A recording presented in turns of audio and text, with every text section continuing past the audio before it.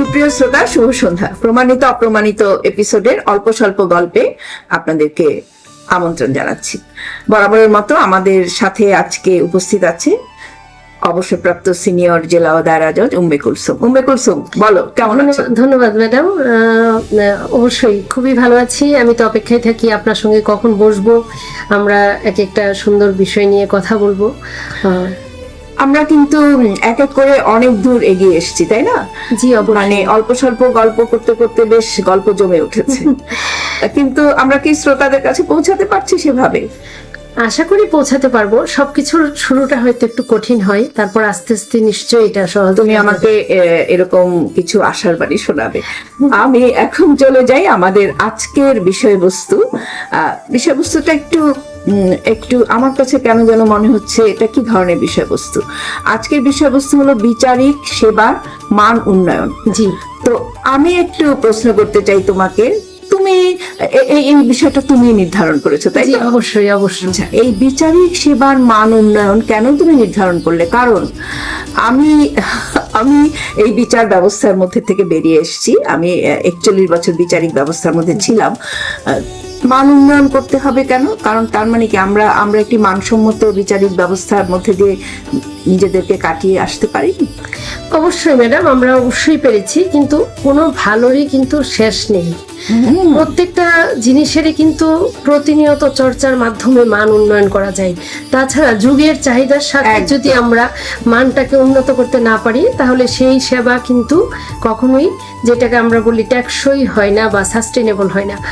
যেমন ম্যাডাম, আমার সুযোগ হয়েছে বিচারক হওয়ার পাশাপাশি দীর্ঘদিন আইন ও বিচার বিভাগে অর্থাৎ মন্ত্রণালয়ে কাজ করার, এবং মন্ত্রণালয়ে কাজ করার সঙ্গে সঙ্গে আমি ক্যাবিনেট ডিভিশনের সাথে আমি বিভিন্ন গুড গভর্নেন্সের কম্পোনেন্টে কাজ করেছি।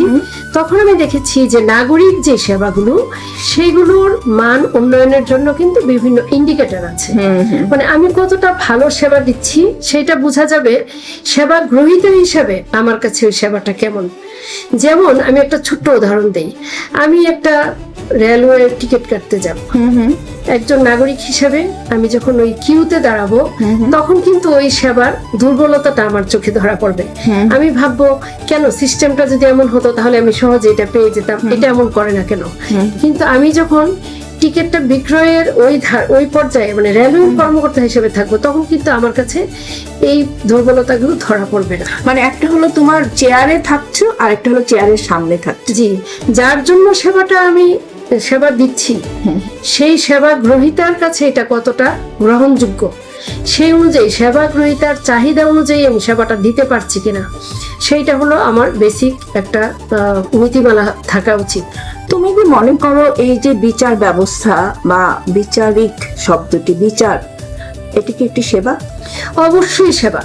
আমি যদি বলি যে আমার নাগরিক সেবা কি কি, নাগরিক সেবার মধ্যে আমি যদি বলি ভূমি সেবা আছে, পানির যে সংযোগ আছে, ওই যে ওয়াসার যে সেবা, একই রকম ভাবে আমরা বিভিন্ন রকমের চিকিৎসা সুবিধা পেয়ে থাকি। তো একই রকম ভাবে বিচারিক সেবা পাওয়ার অধিকার, সেটাও কিন্তু আমার প্রাইমারি রাইট। কারণ সংবিধান আমাকে বলেছে বিচার পাওয়ার অধিকার নিশ্চিত করেছে, আইনের সহজগম্যতার পথটা বলেছে যে সবার জন্য আইনের সমান আশ্রয় লাভের কথা।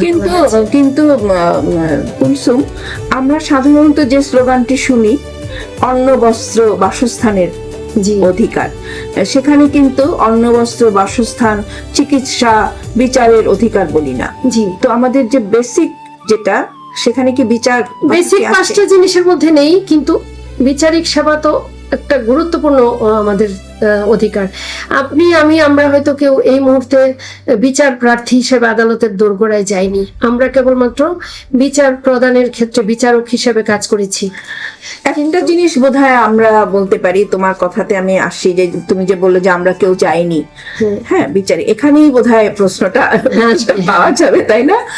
আমার যেটা মনে হয় যে আমাদের কাছে, যে আমি হয়তো যাইনি, কিন্তু আমাদের কাছে প্রতিনিয়ত আমাদের আত্মীয় স্বজনরা, বন্ধু বান্ধবরা আসে। তোমার কি মনে হয়? আমি কিন্তু আজ পর্যন্ত আমি কাউকে বলিনি তুমি মামলা মোকদ্দমায় যাও। আমি বলেছি, দেখো কোনো না কোনো ভাবে তুমি এটা মিটমাট করতে পারো কিনা। আমার কাছে যখনই, যে আমি কাউকে কাউকে কাউকে আজ পর্যন্ত বলিনি, বিশ্বাস করো, যে তুমি মামলা করো। কেন বলিনি? এই যে আমার কাছে কেন জানি মনে হয় যে বাবা, এই আদালতের এই প্রাঙ্গণটা, এই যে বারান্দার, আমরা ওই পর্দার ওই পাশে থাকি। তুমি যে একটু আগে বললেন যে চেয়ারে থাকা এক জিনিস আর চেয়ারের এই পাশে থাকা আরেক জিনিস। আমরা কিন্তু চেয়ারে বসি, কাজে ওই পাশের যে দৃশ্যটা সেটা আমরা দেখি না, তাই না? জি, কিন্তু আমরা জানি হ্যাসেলটা কি, তাই না? জি। দুটো বিষয় আছে ম্যাডাম, আপনি যেটা বললেন যে হ্যাঁ, বিচার প্রাপ্তির ক্ষেত্রে পদ্ধতিগত যে জটিলতা বা যেই সমস্যা সেটি একটা আছে। আরেকটি বিষয় দেখেন, আপনি দেখবেন একটি শহরে বা গ্রামে বা নগরে অনেক ধরনের সেবা প্রোভাইড করার মতো অফিস আছে, যাদের সাথে খুব বেশি পাবলিক রিলেটেড বা জনগণের সংশ্লেষ নাই, কিন্তু সেই সকল দপ্তরের এত সাজসজ্জা, এত পরিষ্কার একদম। পরিচ্ছন্নতা। আর আপনি চিন্তা করেন, যারা বিচার কর্মে নিয়োজিত, যারা বিচারিক সেবার জন্য যায়, অত্যন্ত দুস্থ পীড়িত ভালনারেবল অবস্থায় যায়, তারা গিয়ে কি পায়? আমাদের আদালতের যে পরিবেশ, আমাদের আদালতে যে নথিগুলো রাখার যে সমস্যা, আমি তো মনে করি এই দেশের মানুষের ইমান অনেক দৃঢ়, কারণ একটা নথি মিসিং হচ্ছে না, তাই না? এবং আমি তোমাকে এই জায়গায় আমি একটু ঢুকে পড়লাম। আমি বছর মানে 3 বছর হলো তো আমি রিটায়ার করেছি। 4 বছর আগে আমি কথা বলতে পারি। আমরা একবার ইন্সপেকশনে বের হলাম সুপ্রিম কোর্টে, তোমার তখন আমি অ্যাপিলেট ডিভিশনে ছিলাম। এই প্রথম আমি রেকর্ড রুমে গেলাম। হ্যাঁ, রেকর্ড রুমে রেকর্ড নেই, মানে আছে জায়গা নেই। তখন প্রত্যেকটা কোর্টের সামনে বারান্দায় যে রেকর্ডের স্তূপ, তুমি এই যে বললে যে আমাদের ইমান কোথায় গেছে, আমরা কিভাবে আমি মনে করি যে এই দেশের মানুষের ইমান দৃঢ়, তা না হলে তো এই নথিগুলো মিসিং হয়ে যেত। এবং তোমার মানে বৃষ্টিতে যাতে না ভেজে এগুলোকে পলিথিন দিয়ে ঢাকা, কারণ বারান্দায় অরক্ষিত ঘর এগুলো পড়ে আছে। এবং এখন অবশ্যই নতুন বিল্ডিং হচ্ছে, আমরা দেখেছি সুপ্রিম কোর্ট, এবং আমরা যখন ছিলাম তখন এগুলো অর্ডার করানো হয়েছিল, দেখানো হয়েছিল সব। তো এই যে অরক্ষিত ভাবে এই যে এটা মান উন্নয়ন তো অবশ্যই করতে হবে। অবশ্যই হ্যাঁ, মান উন্নয়নের সাথে জড়িত যে বিষয়গুলো ম্যাডাম আমি তাহলে বলি।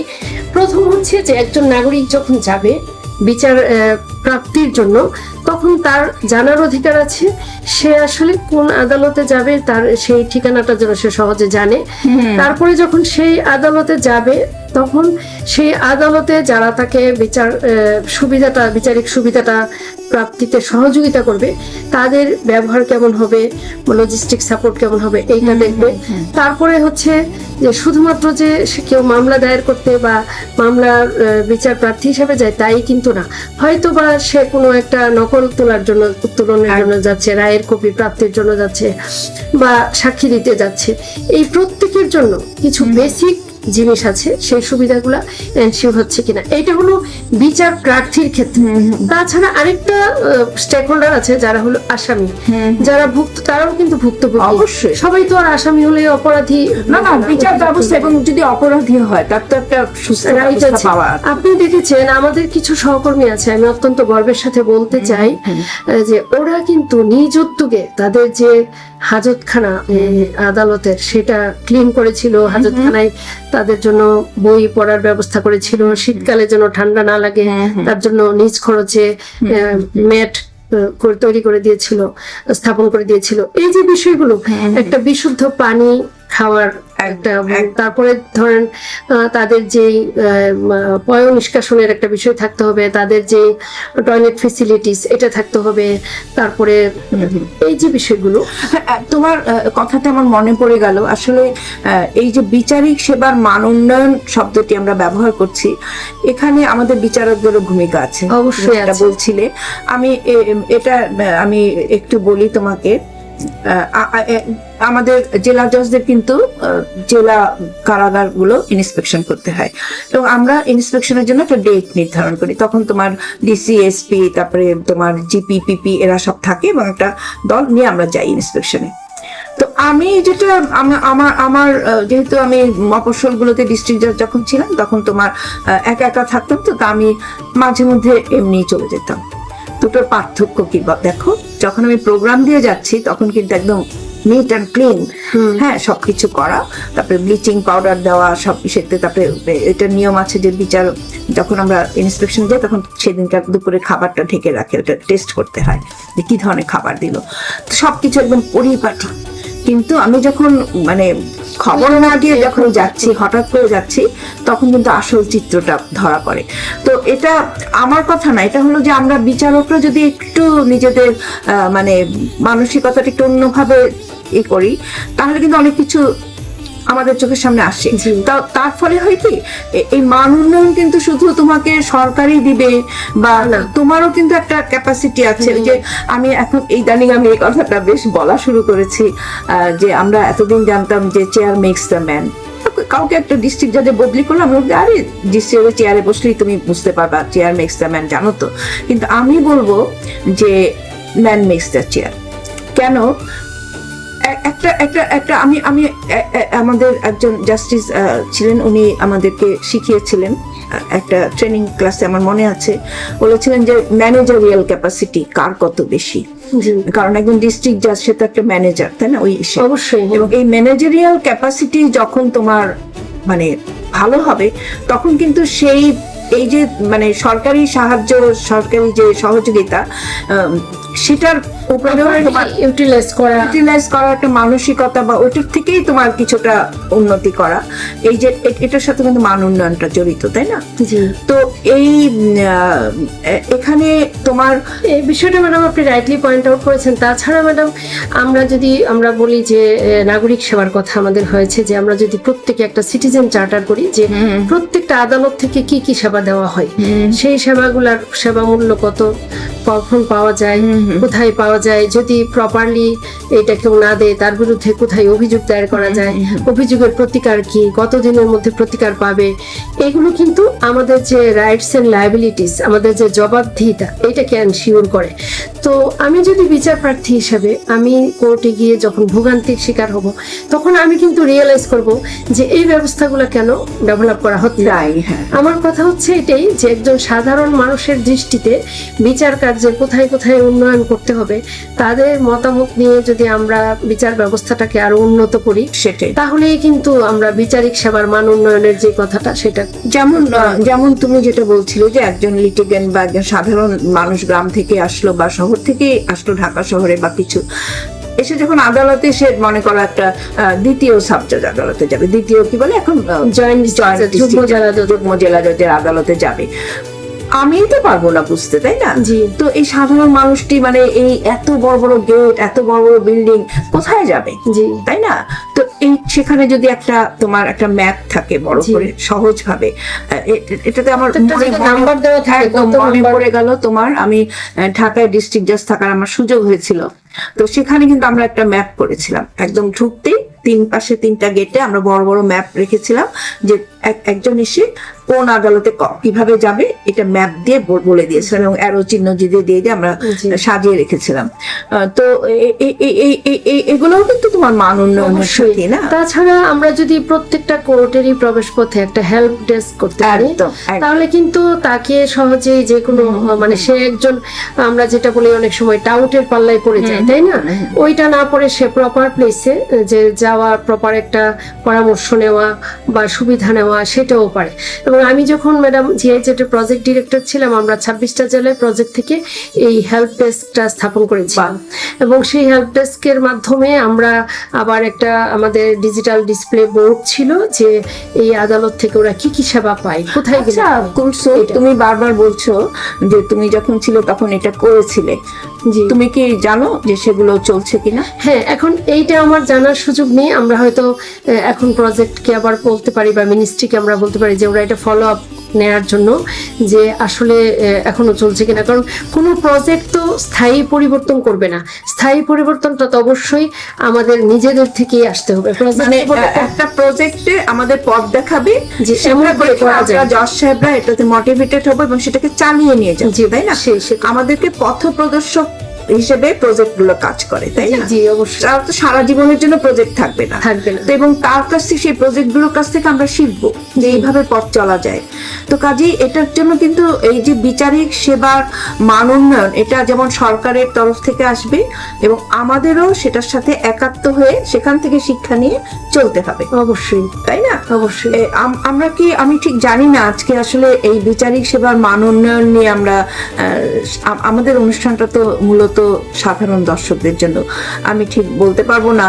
আমার মনে হয় সাধারণ দর্শক ম্যাডাম এখানে প্রচুর মতামত দিতে পারে যে তাদের কি পরামর্শ, একদম কিভাবে কখন কোথায় কাজ করলে তারা আরো উন্নত সেবা পাবে।